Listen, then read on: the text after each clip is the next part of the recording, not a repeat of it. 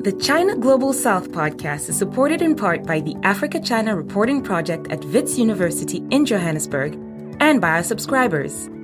Thank you. If you'd like to subscribe for daily news and exclusive analysis about every aspect of China's engagement in Africa, Asia, and throughout the developing world, go to ChinaGlobalSouth.com/subscribe.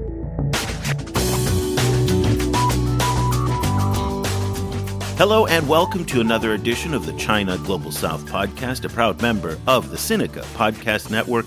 I'm Eric Olander, and as always, I'm joined by China Global South's managing editor, Cobus van Staden in Johannesburg, South Africa. A very good evening to you, Cobus. Good evening. Cobus, it has been an eventful week and past 4 or 5 days. Ever since on Friday, there was an announcement that came out of Beijing late in the day, my time, that said that China had negotiated a final settlement of restoration of diplomatic ties between Iran and Saudi Arabia. Now, I have to admit, when this first came through, I was like, huh?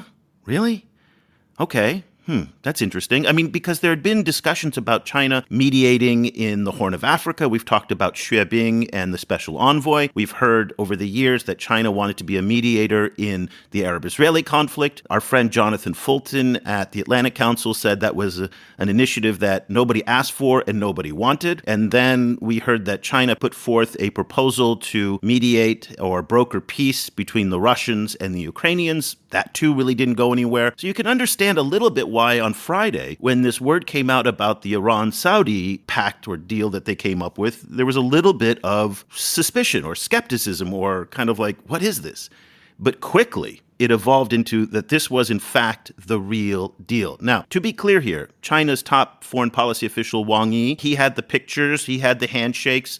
Oman and Iraq were active behind the scenes to facilitate this. China was not involved at every step of the process, but China was instrumental in getting this over the finish line, in finalizing the deal, in bringing Iran and Saudi Arabia together to finalize this deal. Now, for those of you who are not familiar with the feud that dates back decades between Iran and Saudi Arabia, and we're going to get our experts today to explain this to us, this is not just a political difference. There are deep cultural and religious differences between them.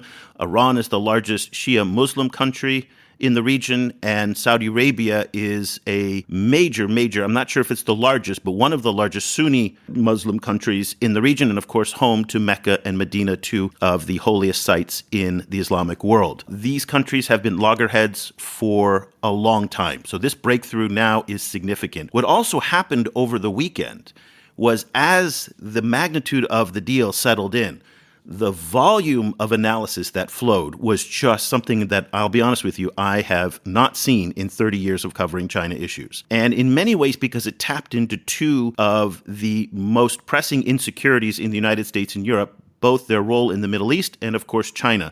And that sparked the think tanks, the news organizations, the commentators on Twitter to just go into overdrive. Then the Chinese press and the Chinese media were also quite prolific as well, in part because this was a very positive story for China. So a lot of the academics who are oftentimes very shy and reluctant to speak publicly on geopolitical issues came out, and boy, they were just on fire, providing context and analysis.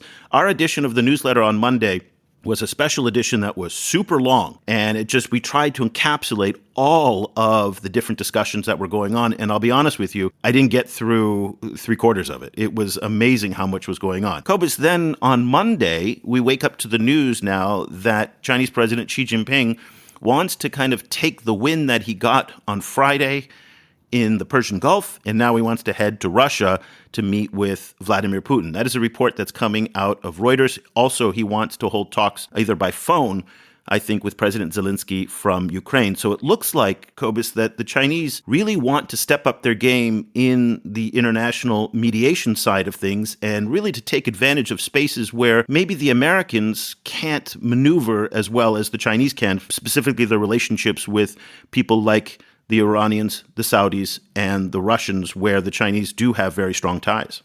Yes, it certainly seems like that is the play at the moment. They seem to be looking for gaps where they maybe feel that the US has landed too strongly on one particular side of a conflict, and where China can claim to have some form of neutrality.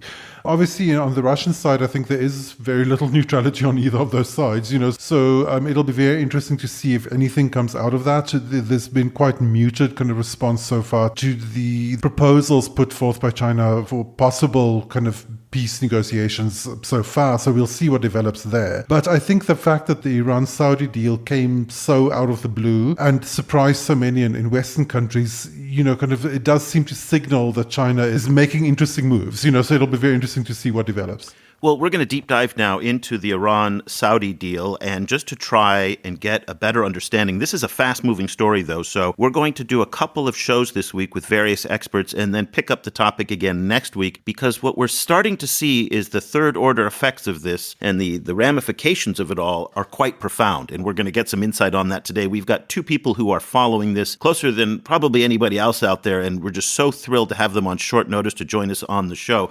Jacinto Scito is a policy fellow at the London-based Bourse Bazaar Foundation, where he focuses on China's engagement with countries both in the Middle East and the Persian Gulf, especially in Iran. Jacinto, so wonderful to finally have you on the program, and a very good evening to you in London. Thank you so much, Eric and Cobus, for having me. I mean, as I was saying to you, Eric, this is my pleasure. I'm a big fan of the China Global South network, let's say. So for me, it's an honor. I'll probably be emotional at the moment. Well, we're thrilled to have you on the show, and we're just so happy to hear that you've been following what we've been doing. And also, we're joined again on the program by our old friend Tuvia Gehring, who's a researcher with the Diane and Guilford Glaser Israel-China Policy Center at the Institute for National Security Studies in Tel Aviv. And he's also a non-resident fellow at the Atlantic Council's Global China Hub. But many of you may know him for his much more important work, is that he is the man behind the absolutely indispensable Discourse Power newsletter that provides these amazing translations of Chinese think tank and scholarly work. It's something that we rely on heavily, and we've been using a lot in our coverage of this story. Tuvia, thank you so much for joining us again on the program and for staying up late to be with us. Oh, it's absolutely my pleasure. You're too kind, and congratulations to you for the Monday newsletter. The synopsis and coverage was probably the best I've seen, and I highly recommend anyone listening to it to do as I did and subscribe to it, because it is awesome, it is very valuable, and the information you're able to pack in every single line is so high and very much worth every expense. So do it. Well, we really appreciate it. You're going to be my first hire when we expand our marketing department, so I appreciate that. Gentlemen, before we get too far into the weeds on the deal, I want to start our discussion at a slightly higher level. You've both had a few days to consider the deal and what happened in Beijing and the signing of it between the Iranians and the Saudis and the Chinese. Jacinto, let's start with you first. Give us your take based on what we know at this point, because again, this is a fast-changing story. And then Tuvia, I'd like you to jump in right after with your assessment. I'll stick to my initial assessment of the thing. So this is a big diplomatic win for China. Something we, or at least myself, did not expect at all. Probably this proves how bad of an as an analyst I am. But I've never expect to wake up on Friday and see, a deal between Saudi Arabia and Iran brought by China. So it's a huge victory. It's very interesting from my perspective that, given all the process that was behind this final step, which you briefly mentioned, basically Saudi Arabia and Iran wanted China to, put its badge over it. So this is something I'm sure Tuvia will discuss further, but it's very interesting. I think we should really try to frame this in the context of sort of China global foreign policy activism as something that we should look in the light of China global security initiative, China trying to propose and engage Russia and Ukraine. So I think it's part of a sort of tectonic movement that we should carefully consider.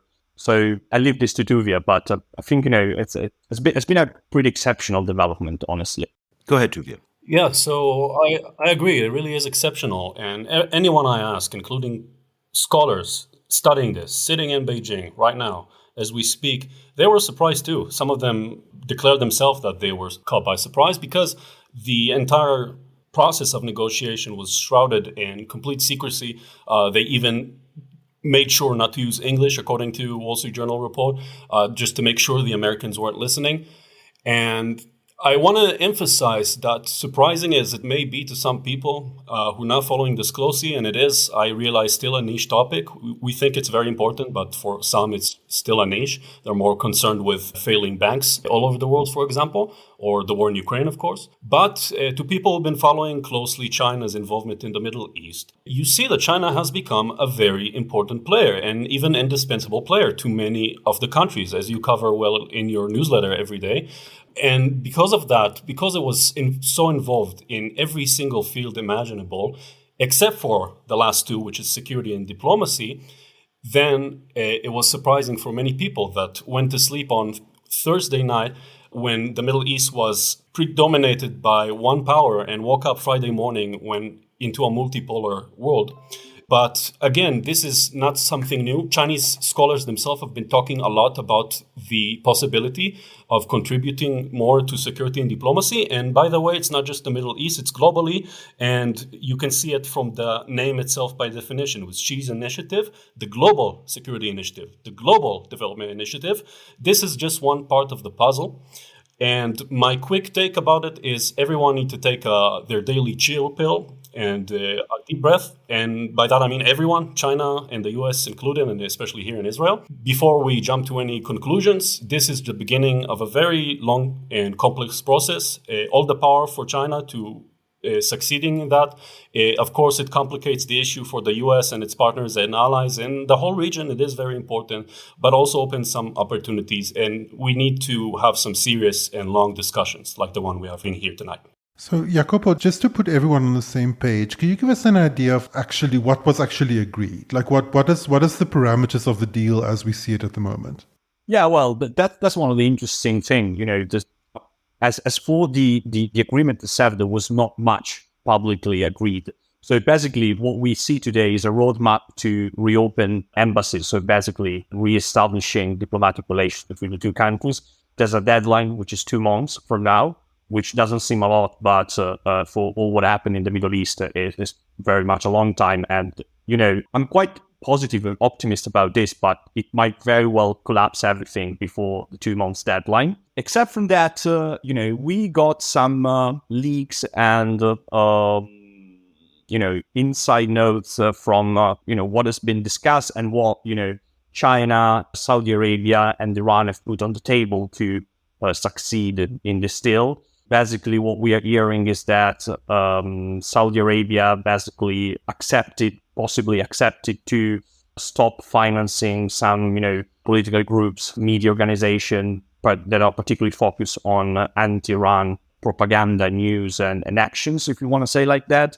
On the other side, Iran seems to have promised to, lower down tensions, and apparently there were rumors in the Iranian media that China unfreeze a chunk of $20 billion that are stuck in Chinese banks due to fear of US sanctions.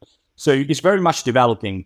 Again, as Tuvia was saying, I think it's very important to say that, obviously there's a lot of excitement and a lot of people are saying that, Saudi Arabia and Iran are at peace now. That's not true. This is the first step of what at best will be a very, very long journey. And the conclusion is rather unclear and unpredictable right now. Tuvia, I want to pick up on that theme. You're Israeli, you're based in Israel. For anybody who's been following Arab and Mideast politics and Persian Gulf politics for the past half century, at least, it's one of hope and optimism dashed by reality and, the sobering politics of the region being what they are. So I was a little bit bemused by the victory lap that a lot of Chinese scholars were making in the coverage that you provided in Discourse Power about how, we did it. It's done. Yay. And I just thought you guys need to, as Jacopo said, take a chill pill, or I think you said take the chill pill.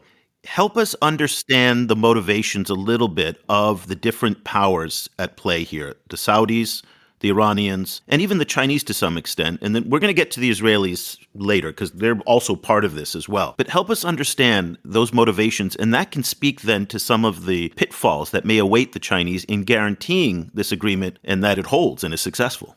Yeah, absolutely. I mean, just following the news in China, you think that by today, Xi Jinping would have been giving the Nobel Prize for Peace. Well, that's what they said on social media. Everybody was like, well, yeah. he's going to get the Nobel for this, right? You know what? I thought it would be funny to see Trump win a Nobel Prize for Peace for the Abraham Accords and Xi together and giving them the same stage. That could be interesting. But anyway, back to your question, the different motivations of China, Iran, Saudi Arabia, and different actors. So for China, it is pretty obvious, mentioned by many of the analysts. It's peace and stability. China gets most of its energy imports from the Middle East, about 40%. Well, not most, but quite a lot.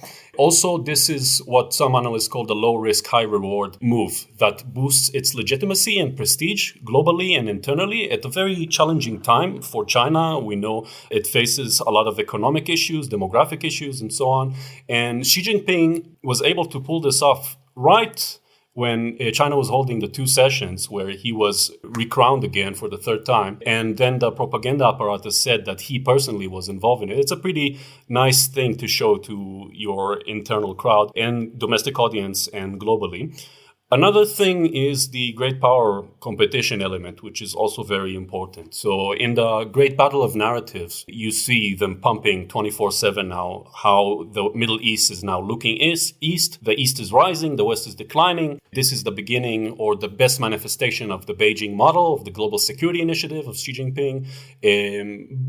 These are all different codes to say how China wishes to undermine the U.S. rules-based international order and U.S. hegemony in the Middle East in particular. At the same time, it wants to show, and it even truly believes that Chinese wisdom and Chinese solution, as they put it, can provide answers to some of the world's most contentious issues, including here in our region, because China, according to China, have figured it out. Xi Jinping, with his wisdom and acumen, was able to pinpoint the exact problems aching our region and globally, and he recognized there are four deficits that mire our world, which include the peace deficit, trust, governance, and development. And because China was successful in its own development process for over 40 years in double-digit growth, then it can prescribe, as a good doctor, the best prescription for the Middle East ailments, something that the West cannot do, and the US, especially with its traditional security thinking, Cold War mentality, and so on. Now, back to reality.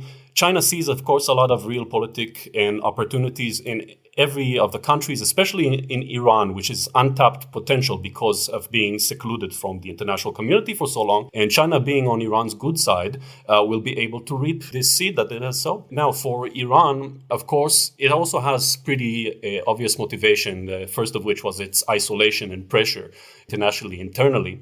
Its alliance with Russia provided very little economic value. The brutal protests, it's been going on since September. JCPOA is not moving anywhere. And also, Iran itself has been pushing for some reconciliation with Saudi Arabia for longer than the 2 years we mentioned, because of the benefits they see in better coordination, and again, because of the many challenges they face both internally and externally, and also the different challenges that Saudi Arabia poses to Iran.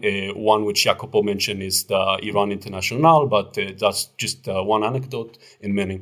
And in China, of course, it sees many opportunities and things that it will never get from the US, of course, but also from the West, which it tried before, but that didn't work out too well. And undermining the US regional hegemony is, it's the icing on the cake. As for Saudi Arabia, it's the security, which is the most important aspect of motivation. The US is supposed to be the net security provider, the sole security provider, and it failed on its watch. The most notable example was the September 2019 attack, and then President Trump's very miserable remarks about it being Saudi problem, not an American problem, because no U.S. forces were involved or hit. The restriction by the U.S. of arms sales, the strong arming in Yemen, as people describe it, inaction on the Iran nuclear process, and even trying to make nice with Iran, even more than Saudi Arabia. And I'm not even mentioning President Biden, different remarks that utterly humiliated ruling king of a Middle Eastern country, which is a pretty bad move if you consider the local cultures. And also, Saudi Arabia has very major ambitions locally, internally. If you've seen the line, you've seen the big cube now. They want to focus on development, and the war in Yemen and Syria and the proxy wars with Iran have been draining the resources. All the attacks on Saudi soil made it very unlucrative for investment. And by going to China, they also want to show to the US that it has other options. And it also sends a message to Washington that there are costs to reducing engagement in the region. If you want to focus on Eurasia and China and Russia, that's fine. But we're going to have to take care of ourselves now. And it also gives, of course, more leverage over Washington in the future. Of course, it angered Washington a lot, that's for sure, but it also translated to leverage. And China is the largest trading partner of Saudi Arabia. It's the biggest energy consumer, great investor, crucial in energy transition. And it's also does not interfere and does not lecture on human rights with no strings attached, etc. So, Jacopo, Tuvia mentioned the proxy wars between Saudi Arabia and Iran. I wonder if you can expand a little bit. Like, what has been the kind of regional impact of this rivalry? And how have other kind of countries in the region been affected? Well, that's a quite kind of huge question, of course. Try to be brief and schematic if I can. So, of course, yes, as we were saying, this rivalry is not something that goes on since 2016 when there was the last diplomatic spat that they are trying to reconcile now. It's something that goes back to the 1970s, to the Iranian Revolution, and so on. So, and what we see is that the sort of Saudi, I'm not sure you can call it a proxy war, there could be a debate about that, but rather than focusing on the term, there's a rivalry playing out in different regional countries and regional contexts. For sure, one is Yemen. Yemen is unfortunately the hotspot right now of this rivalry, where you have Saudi Arabia supporting the Southern Coalition, which is the one internationally recognized, and Iran supporting the Houthi rebels. Now, it's a complicated story, as Tuvia can confirm, because of course the Houthi, they have the financial and military support of Iran, but at the end of the day, they remain, autonomous. They have a degree of agency. So, when you look at truce that has been agreed in Yemen and protracting in Yemen, is between the Houthi and Saudi Arabia. Iran is one external actor that for sure can influence the Houthi, and we will, see if this agreement helps Iran influencing the Houthi on that. But ultimately, it's the Houthi rebels that have the power to, decide to continue attacking Saudi Arabia or protracting the truce. Then, you have other hotspots all over the region, from Lebanon to Iraq. So it's the real, beef behind this, Saudi-Iran rivalry is that it's not much about religion or ethnic politics or stuff like that. Very much a power competition that has spillovers all over the region. Now, if I might go back for a second to what Tuvia was saying about Iran's motivation, I just want to add one thing that I think is very interesting. As Tuvia was saying, the Raisi administration is doing very bad internally, cracking down violently on protests. The economy is very bad right now. They're not able of, reviving the Iranian economy. They're doing very bad internationally. Their reputation is very low. JCPOI is not going everywhere. Now, the interesting thing is that in terms of foreign policy, the two priority that the Raisi administration and all the technocratic/security apparatus they represent had and talked about during the electoral campaign, and then made at the core of the foreign policy objective, were regional dialogue and look to the East. And it's quite interesting that they somehow succeeded in mixing the two. So signing an agreement with Saudi Arabia, so regional context, with the help, with the badge of China. So the main focus of the look to the East policy upon that. So, from a cynical perspective, this was a success for the Raisi administration, and I'm sure they will try to use it to some sort of create some red around the flag in Iran. Not sure how it will work, because there's a lot of disaffection among the Iranian people right now, rightfully. Among the Iranian people right now. So a lot of experts like yourselves have said, keep your eye on Yemen, and that's going to be the real test if these two parties are serious about reconciliation. And I just want to read a quote, Jacopo, just to pick up on some of the things that you said. This came from Bobby Gush, who is one of the prominent opinion writers over at Bloomberg. He said, quote, "The agreement announced in Beijing is unlikely to greatly alter the risks of conflict between Iran and Saudi Arabia, but it does give China ownership of a problem nobody else wants. Good luck with that." And I think that is interesting because a lot of people see that, is China capable of being the guarantor of this agreement? So what happens if Yemen continues to flare up in conflict, fueled by Saudi and Iranian weapons and money and proxy fighters, and then does this agreement really stand up? Eric, may I throw in another question, which is not the best way to answer to a question, but I think, yes, Bobby's question is right. I would say, I would ask it, but do China care about this agreement and the long-term sort of disagreement? So do they care about being the guarantor, or are they just happy that there's some sort of agreement on the table and then they would not care much? I don't know the answer, just perhaps Tuvia has an idea on that. Yeah, maybe Tuvia, before we go on, maybe you can take a stab at that question. Yeah, so I love Bobby. I don't agree with him on that. I think that the current development is, as someone said, as high reward and low risk for China. And what do I mean by that is right now, China can do its victory lap and cut all the ribbons and crack open the champagne. And if things go south, because, the Middle East is the land of where the impossible becomes possible until someone stabs you in the back. And this is not something that... Tuvia, your cynicism is noted for the record, by the way.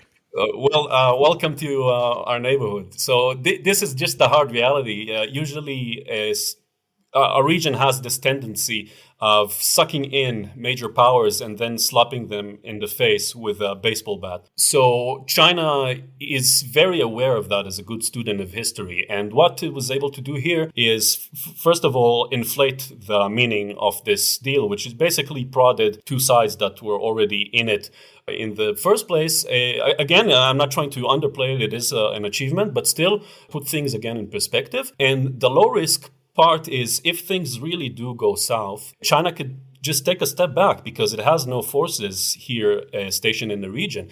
It can say that, we tried. The two countries are already in a very complex relationship, and it was, a tough shot. We took it, but too bad. And it doesn't have to take responsibility for the failure because, as we all know, China never fails. It's never wrong, of course. And China still is our... Again, cynicism has been noted. His friend and colleague, senior colonel, retired Joe Bo, said China does not want to be the police of the world. That hasn't changed. Again, being smart enough to learn from US and others' mistakes in the region. So I don't think this motivation has changed at all. So even now, with all the great success, I believe that when a few days will have passed, the commentaries inside China will have calmed down a bit. And, if they do get the slap in the face from reality, from the region, then we're going to see China disengage, or at least try to downplay the meaning of the developments and still focus on the positive aspects. Eric, I wanted to ask you, actually, you're in the United States at the moment. From the outside, as I was following the coverage, there was some big statements being made, people were saying wow, this is the birth of a multipolar world, the unipolar era is over. So I was wondering how the coverage looked within the US. Was there kind of panic and dismay, or was everything overshadowed by the failure of Silicon Valley Bank?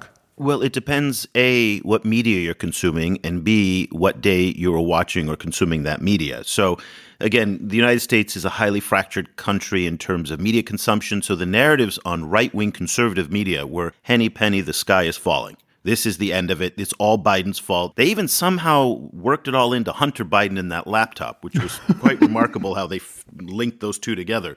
But they did. And so the New York Post, Newsmax, Fox News had a parade of people showing that this is the failure of American foreign policy. This is the end of U.S. hegemony. And their implicit criticism is that if Donald Trump or a conservative president was in power, this wouldn't have happened. And they don't kind of take into account the historical buildup to this, that it wasn't just something that's happened in the past 24 months. Since Biden has been in office, this is something that has been building for a long time. So if you looked on Saturday, the day after the announcement was made, all of the major media put it on front page. Wall Street Journal, Washington Post, New York Times. It was front page news. What was interesting, though, is that it had a shelf life of about 24 hours as a story because the Silicon Valley Bank bankruptcy really has shocked the system, and especially out here in California, and I'm in the Silicon Valley. So it is, a much bigger story. I don't think it broke through the mainstream that much, both because of the bank, but also because China and Middle East stories. There's a fatigue in mainstream U.S. about a lot of Middle East stories, so they don't really gain a lot of traction. It was interesting because, for me, what I was contrasting against was last week, both the U.S. House and Senate held a number of very high-profile committees talking about how China is really the second stop on the way to Satan. And it was really interesting to contrast how so much of the reaction in many parts of the world, and even the Maldives, for example, came out and said this was a good thing. And I guess that's interesting, the disconnect between the rhetoric in Washington and between a lot of the global discourse around China. And of course, Tuvia, that's what you follow. Tuvia, there was a very similar response in Israel as there was here in the United States, which was, holy crap, what just happened? And this is not good. And this is particularly bad news for Israel, in part because Israel sees Iran as its primary rival. So can you talk to us a little bit about the response in Israel and the various complexities in the calculations that are underway now about how to deal with this? Yeah, sure. So first off, Israel was not, I don't think at least, a factor in the considerations or the debates going on in Beijing. I don't think it was even taken into account. They had much bigger fish to fry there, and Israel was just too small of a player, as much as we like to think of ourselves as the center of the universe. And another thing is, Israel at the moment, in the last few months, is undergoing a very big judicial overhaul that has turned every issue whatsoever to a partisanship that is very familiar to American listeners and very pernicious debates at that. So the first reactions were from the opposition blaming the coalition of Netanyahu that it happened on his watch, and then the coalition of Netanyahu blaming the opposition that it in fact happened on their watch, and then just this partisan bickering and infighting that has nothing to do with what happened. It's just part of the debate. But now we have a bit more serious debates in the last few hours coming out by smart people. And like me, they said, first, you need to take a deep breath and not sensationalize it. The second thing is you need to have very deep discussions of what it means. Yes, it does complicate Israel's situation in the greater Middle East, especially if there were any inspiration to create an anti-Iranian kind of coalition with the Arab world, which I don't think Israeli policymakers necessarily wanted to do or thought it was achievable.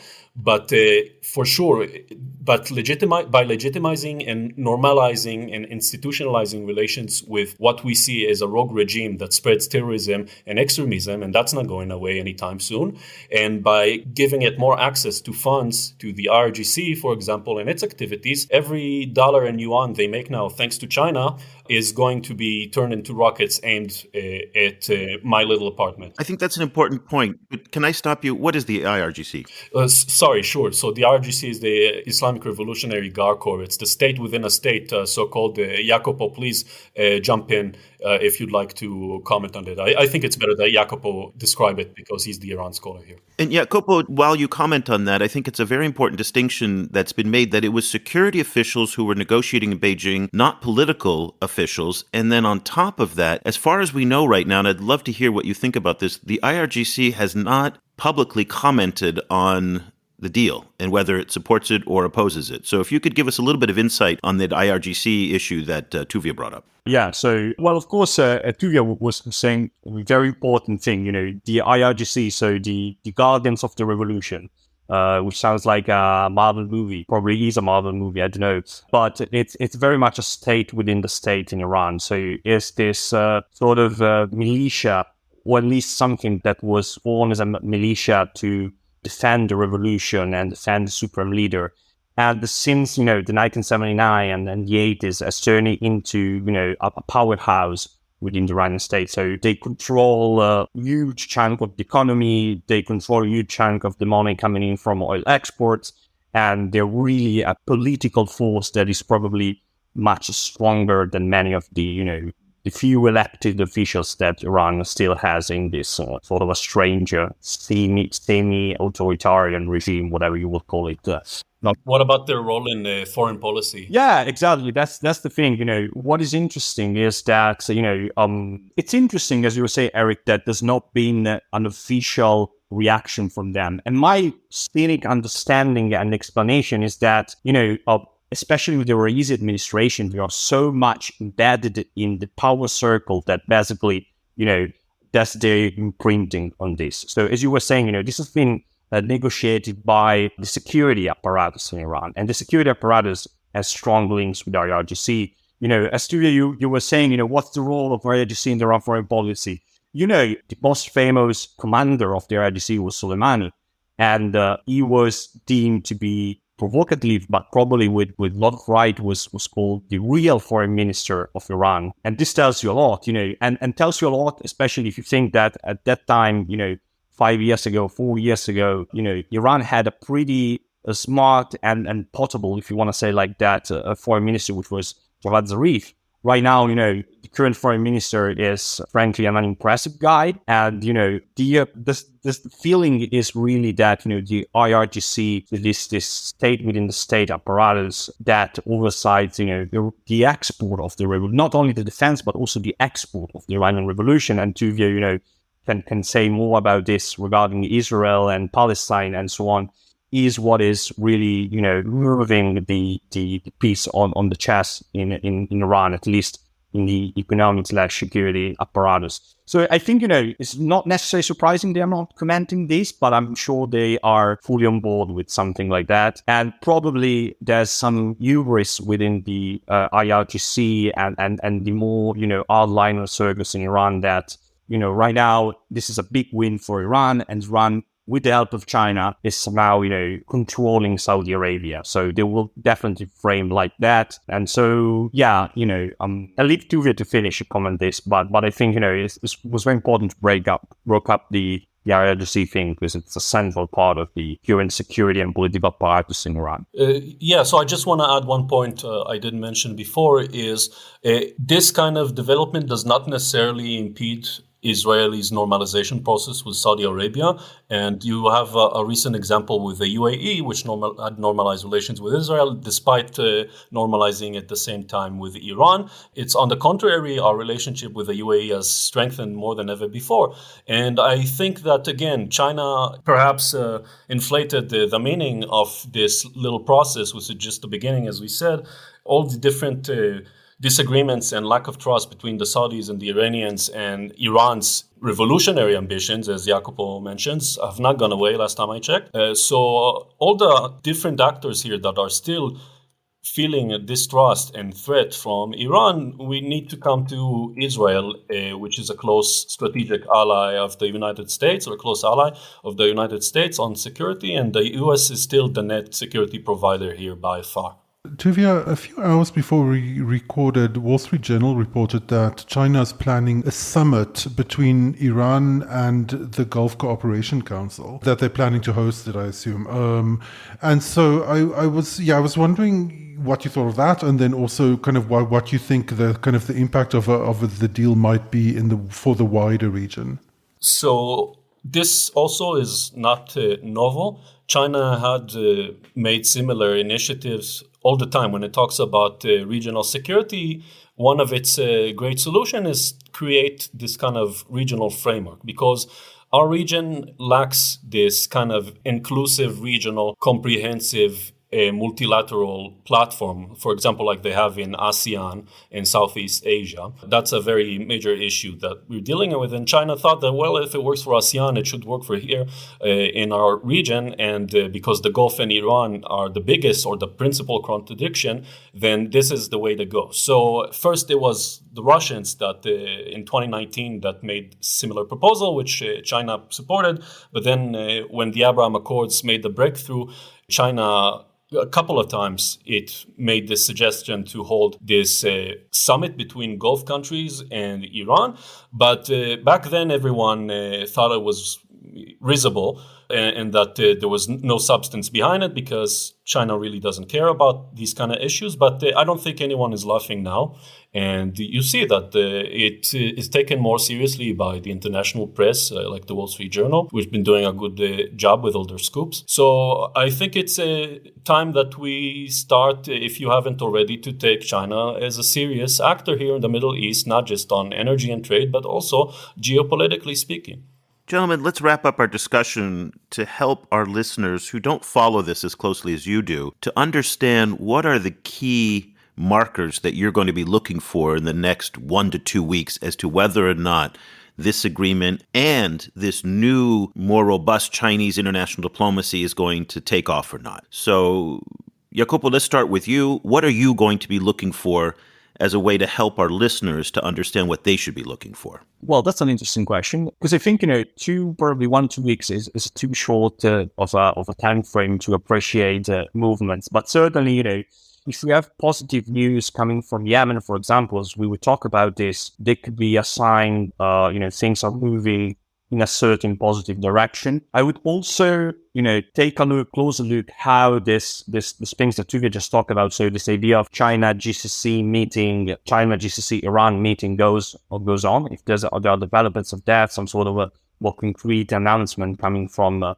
Chinese or regional authorities. And another aspect, I'm more biased looking at what happens in Iran, would be important to see if this agreement really brings some sort of tectonic movement for what concern the hostage diplomacy, which is an awful thing to call it like that. But, there are movements in the past few days where it seems that the United States and Iran are getting closer to prisoner exchange, where in the case of Iran, there are a few American hostages, literally. Prisoners, I don't think is the right word. You describe them, hostages is the best one. And also on the JCPOA side, there might be positive spillover of this agreement if, things go a little bit towards that sort of at least re-engagement in significant discussion between Iran and the international community. Tuvia, let's get your take. Yeah, so what to look for me, of course, Yemen is one thing, but there's also other regional hotspots. Here is the Israeli and the Palestinian, of course,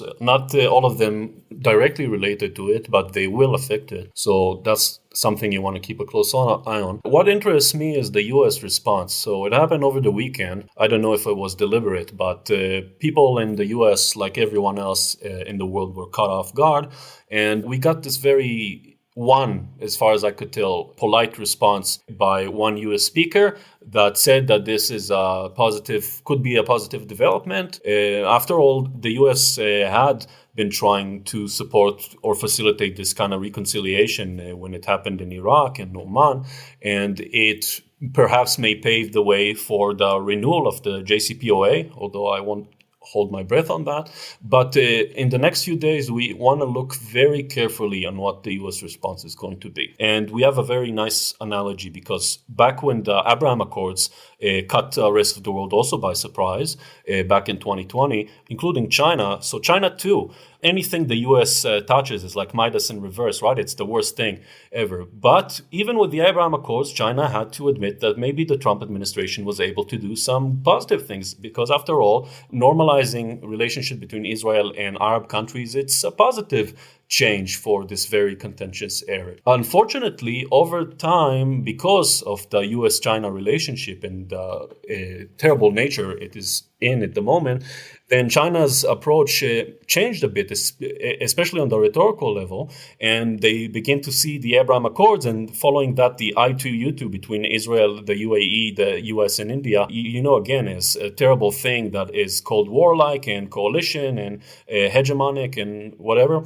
And I'm concerned that this will happen similarly with the U.S. response, where the first reaction, which is the natural one, it's a good thing because it lessens the flames. But over time, they will find ways how to frame it as the worst thing. And also with the domestic voices, as you quoted in your newsletter today, with all the especially Trumpist and MAGA voices, then there is a possibility that they will hijack the discourse. And it's very important that we don't go this way. And we do try to see how the US and China, if not cooperating, which is, something very ideal and quixotic, but at least operating in parallel for the benefit and stability of the region. Yeah, so the reference that Tuvia was talking about was U.S. National Security Council spokesperson John Kirby gave a press briefing on Friday after the announcement came through. And he said, listen, this is good. We were in touch with the Saudis, so apparently the Saudis were briefing the Americans throughout the process of the negotiations with the Chinese, so they were in the loop on it. Since Friday, we haven't heard any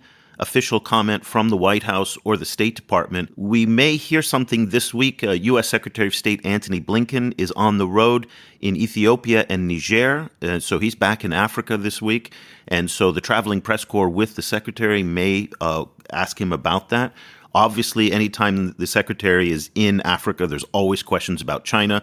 So he will have to be confronted with that. So it'll be interesting to see if that comes up on the agenda. Gentlemen, thank you both for helping us to better understand this incredibly complex issue. We hope we can come back to you later on for an update based on what happens in the weeks and months ahead. Jacinto Scito is a policy fellow at the London-based Bourse Bazaar Foundation, where he focuses on China's engagement with countries in the Middle East and the Persian Gulf, and he is especially keen on talking about all the things going on with Iran.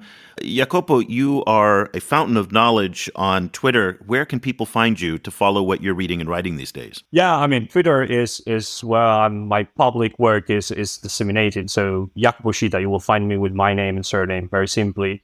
But yeah, I'm publishing stuff with the Bourse Bazaar Foundation where I work and you know, a few other stuff around. But basically, if you Google my name or you put the hashtag China-Iran, you will find my stuff around there. And yeah, thank you so much, Eric and Cobus, for having me today. The discussion was amazing. You know, I'm best pre-dinner discussion I have done in my life. Thank you so much. Fantastic. We really appreciate your time. And Tuvia, you are a researcher at the Diane and Guilford Gazer Israel-China Policy Center at the Institute for National Security Studies in Tel Aviv, and also a non-resident fellow at the Atlantic Council's Global China Hub. You also recently penned a fascinating paper well in advance of this news at the Atlantic Council about Chinese foreign policy in the Middle East. Where can people find that, and where can they find you on Twitter as well? Oh, thank you. So on Twitter, my handle is Gehring Tuvia, just my full name. And as for the report, it's called China's New Security Architecture for the Middle East on the Atlantic Council. It's their name, China, not mine. And I was lucky enough to publish it just before this big announcement this week. So really all the stars align, not just for Beijing, Saudi Arabia, and Iran, but also for me. Yeah, it's a great foundational piece of work to be able to understand how this all fits together. So I highly recommend that. I'm going to put links to that in the show notes. I'm also going to put a link to sign up for the Discourse Power newsletter that Tuvia produces. And it's absolutely fascinating. How often is it coming out now, Discourse Power? I do not commit to it on a timetable. Okay, so it's just when you can. Just whenever. It's a passion project, as you know. Just whenever I can and whenever it's relevant. And it's really particularly germane for our audience because he's focusing on China Global South, oftentimes related to China and the Middle East specifically. One of the things that really surprises me about the tone and tenor of the academic discourse that you highlight is how acidic and nasty it can get. I mean, really, it's not at all like the discourse that we hear on the outside, you know. Oh, wait till you see the next issue. Wait till you see the next issue. I'm going to hype it here because it's going to blow your mind how insane it is and pernicious. But, look forward to it. Yeah, it's something we're looking forward to because, you see the Chinese propaganda and the Chinese statements coming out of MOFA the Ministry of Foreign Affairs are very controlled, very disciplined, oftentimes, Well, with Qin Gang last week, I don't know if it's yeah. Oh, no, anymore. you're talking about the press conference last week and that he gave. Boy, for sure. And I didn't realize, you were enlightening me on this, that I always saw Qin Gang as a more moderate, fellow, because I didn't know him I wasn't familiar with his background prior to his post as ambassador to the U.S., where he did come off as a more moderate. But I've since been told that he was really a wolf warrior prior to that, and very much aligned with the Zhao Lijian and those guys, the really aggressive, take it to the mat, wolf warrior style politics prior to going to the U.S. Yeah, Zhao Lijian looked up to Qin Gang, and he's much more shrewd than him, and he's better diplomat too. And he did a good job in the U.S. For sure. That's why it's so surprising to know. But he can be very toxic in his comment, acerbic about the U.S. And now he's going to act the part just the same way he did in Washington. Now he's sitting in Beijing. He's part of the State Council now. He's pretty young. He's a long career ahead of him, and he knows how to play the tunes that the commander likes. Wow. And he's going to play it well. Well, I guess that's the order of the day. Certainly in the U.S., they have their their fair share of wolf Yeah, warriors as well. So, I mean, it is what it is yeah, where we the are. John Wayne Committee. Yeah, the John Wayne. We don't have an they call equivalent it. of wolf warriors, but I think we do need a term for it here. But So I call it the John fair Wayne enough. Committee, if it works for you. I'm not entirely sure that anybody under the age of 65 knows who John Wayne is, but I think we need a more contemporary character, But nonetheless, your point is well taken. I'll think about it. I wanted to ask Cobus a question, if that's okay. I don't remember if it was you asked me or someone else before. I've been doing lots of interviews now, and I'd like to spitball a bit with you on how China may proceed globally, because we know, for one, as Eric mentioned, it's taking another shot at Ukraine after it released its completely forgettable 12-clause peace plan, whatever that is. And now it's trying for real and people taking it more seriously. Do you think somewhere in your vicinity it's going to engage more where it failed in the past, or was more of a semi-actor there, or how do they call it, like quasi-mediator, as Sundegang puts it? What do you think? I think it might, but at the moment it seems to be leaning into high profile kind of, opportunities. So it might be that Africa is a little bit off the radar at the moment, particularly now that Ethiopia, the conflict has quieted down, so we might, China keeps kind of, making these noises in relation to peace in Sahel, for example, but as they've proven very kind of careful to not get too involved and to not to commit themselves. Yeah, I don't think so. I think China has probably already explored all of its options in Africa, and I don't think at the moment they see any real kind of low-hanging fruit where they can kind of swoop in and have a big deal or a big settlement, and have that kind of reputational payoff and then move along. Kind of all of the conflicts in Africa tend to be ones where you really need to be on the ground for a long time. So, I think China is generally not very enthusiastic about that. So I don't particularly see that, kind of happening in the near future, but who knows? They're trying out all kinds of things. So, it's very interesting to watch. Yeah, Cobus, it's interesting how they've been suspiciously quiet or noticeably quiet on the war in the DRC that is escalating, given the fact that the Chinese have not a mention at all, but they have real vested interests there, and particularly in the southern and eastern DRC. So they have said nothing on that. And that war, Tuvia, just for your benefit as a Middle East expert, is as intractable in many ways as anything that you'll find in the Arab world. So they have stayed very clear out of that. And also, as we talked about, the Horn of Africa was a big giant nothing burger. I mean, the Chinese came out with a special envoy, said they were going to, they did a listening tour and they did all that, and it just kind of vaporized into nothing. So it's unlikely that they're going to really step up their mediation efforts in Africa for any of those conflicts, I think.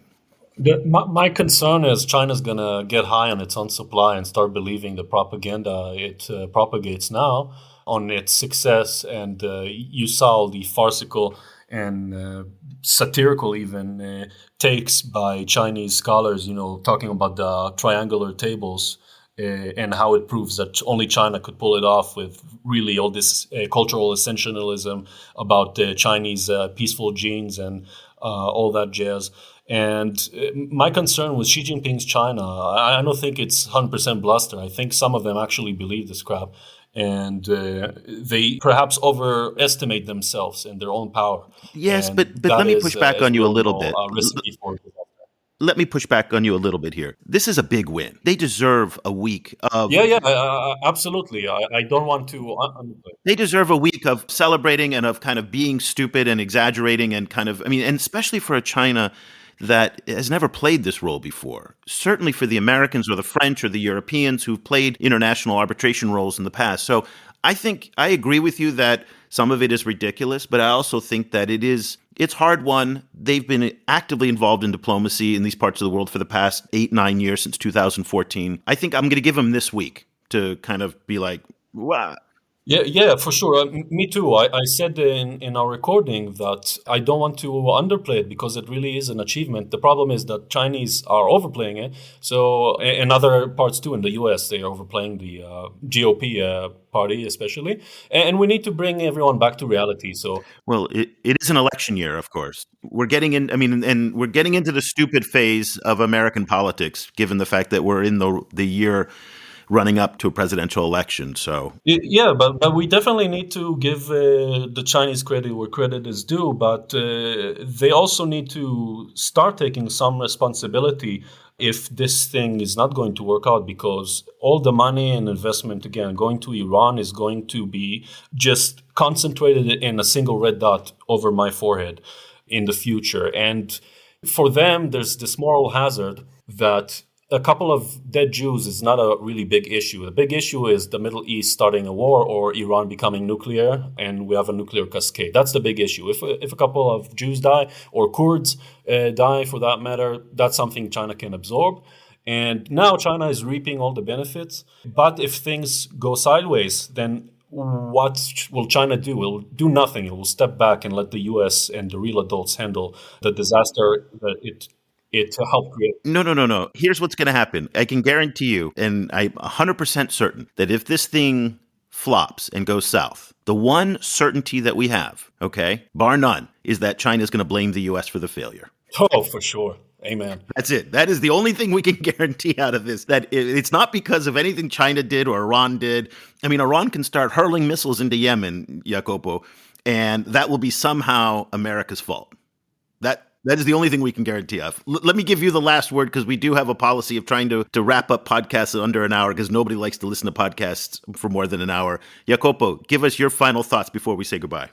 Well, final thought is, again, as Tuvia was saying before, just chill a little bit and, just watch what's going to happen. China's not going to, reshape the Middle East. The United States will stay there. And so, all the hype is necessary, is interesting. We will follow it. We will capitalize on that, try to make some money publishing stuff. But, it's not going to be the end of the world. It's still, but it's important. So, again, thank you so much for the conversation. For me, it was great being here. Fantastic. Well, thank you, gentlemen. We really appreciate it. Once again, all of your insights, and we're going to put all of the links to your work in the show notes. We'll leave the discussion there. Again, Cobus and I are writing about this every single day in our newsletter for subscribers. If you'd like to join Tuvia and our growing community of readers around the world, go to ChinaGlobalSouth.com/subscribe, and you'll get a 30-day free trial. We try to show all of the different angles. And again, our objective here is not to persuade you to think one way or another about anything that China is doing, but to give you the information that you can then make up your own mind, and to bring you voices like Jacopo and Tuvia and what they're thinking and writing, so that, again, that can get into your feed. And the whole point of what we're trying to do is to save you time. It is so hard to keep up with all of this stuff. So we spend, it took us almost 15 hours this weekend to put this newsletter together. We go through all of those feeds so you don't have to, and then consolidate down into a digest. So go to ChinaGlobalSouth.com/subscribe. Cobus and I will be back again later this week for our Africa show. And we've got a fantastic conversation scheduled with a Chinese attorney by the name of Kai Xue, who was on our show 4 or 5 years ago. He's a prominent commentator in Chinese politics, and he's going to talk both about the Middle East deals as well as what China's doing in Africa. So keep an eye out for that in the feed. Until next week, for Cobus van Staden in Johannesburg, I'm Eric Olander. Thank you so much for listening. The discussion continues online. Follow the China Global South Project on Twitter @ChinaGS Project and share your thoughts on today's show, or head over to our website at ChinaGlobalSouth.com, where you can subscribe to receive full access to more than 5,000 articles and podcasts. Once again, that's ChinaGlobalSouth.com.